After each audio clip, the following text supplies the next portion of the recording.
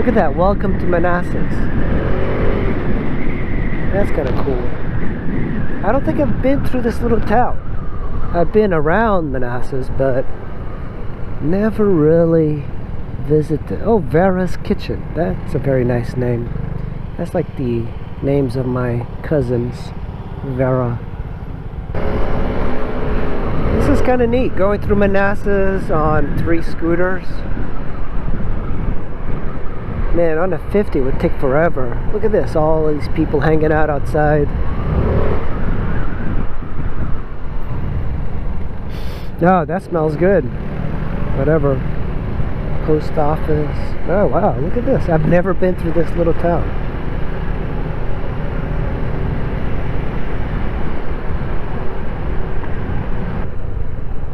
It's kind of neat little town. You see this in the middle? That's oil. Should avoid it.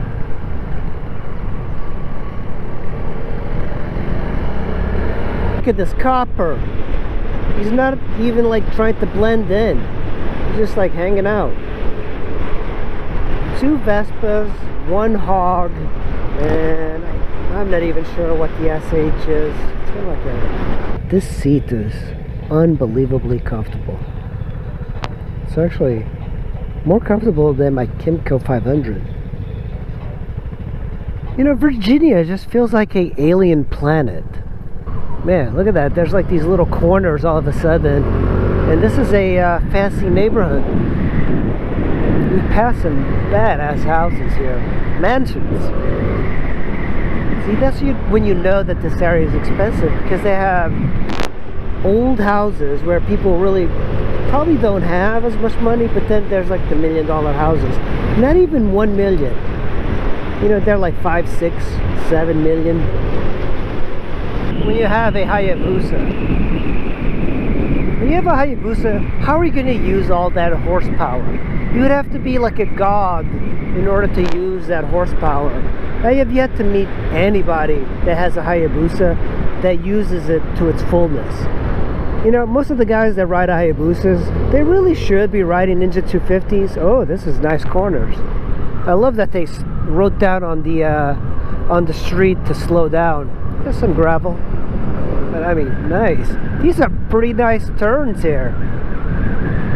Oh, look at that. That's the mid-engine Corvette. That's some old guy. These FedEx trucks. These are cool roads. I like this little suburban view of Virginia.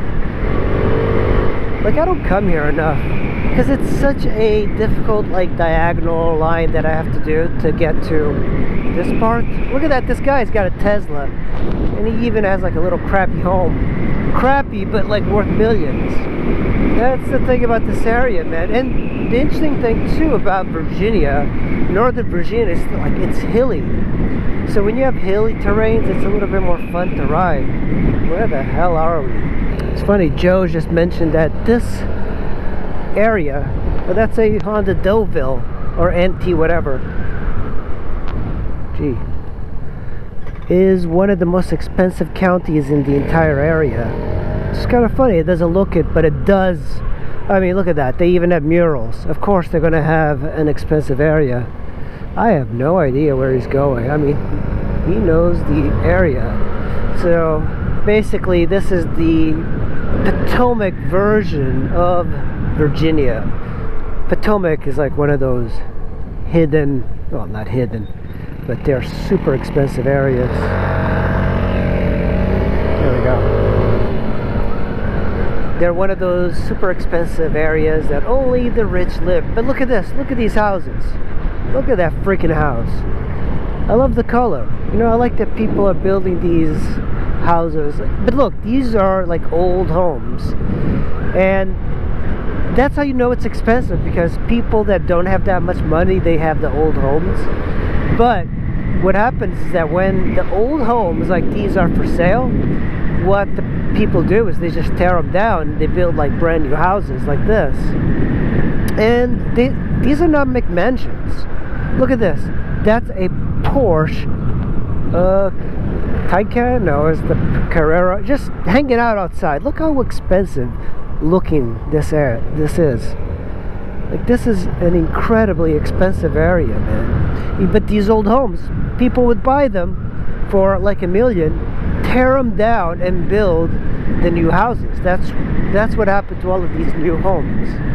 And it's the same thing that happened to Potomac, Chevy Chase. The land that the house sits on is actually more expensive than the house. And that's all it is in this area, man. The land is just so much more expensive than the house. So that's why, like, they buy these old houses like that. Not even a garage, that's $1 million. Funny thing about this area, it just doesn't look like it would be expensive if you were looking at the little tiny houses. But look around. Look at the streets. There is no trash on the streets whatsoever. It's like there's not one speck of trash. No bottles, no styrofoam, no McDonald's lunches. Nothing. And then when you go to my area, tons of trash. People throw like bottles out, cups out, their leftover McDonald's food. They just throw it right in the curb. But here, look, I don't see any trash, not even a paper bag. Man, I have no idea where I'm at. Dunlowing Woods. Man, I'm gonna have to give this bike back. You know, I don't mind riding my SH150. It's a very good bike, but don't let it fool you. These Vespas, the quality is higher. And I just didn't think the Italians were capable of creating such high quality.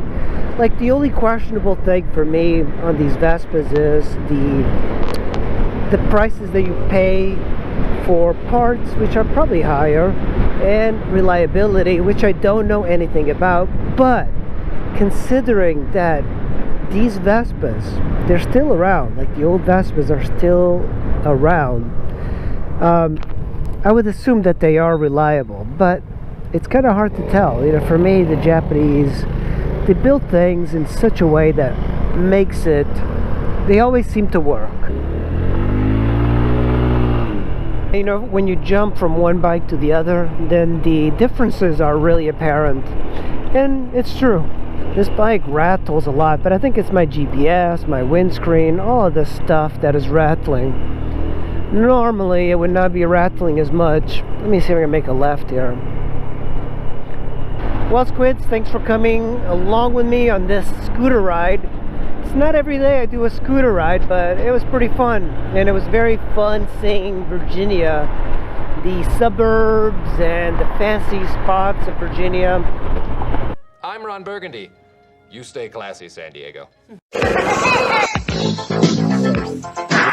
Kind of stuck here. The cops won't bother me.